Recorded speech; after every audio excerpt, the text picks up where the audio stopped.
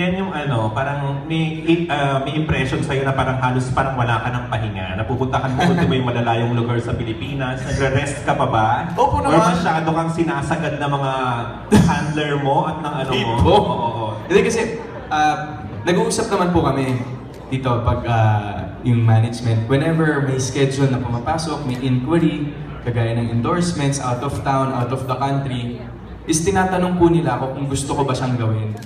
In fairness naman po to the management na they ask me if I want to do this, I want to do that. And I say yes to it. It's my decision po to do the schedules, to commit myself to a lot of schedules kasi workaholic po ako eh. Parang hinahanap siya ng katawan ko every time. So I really don't mind.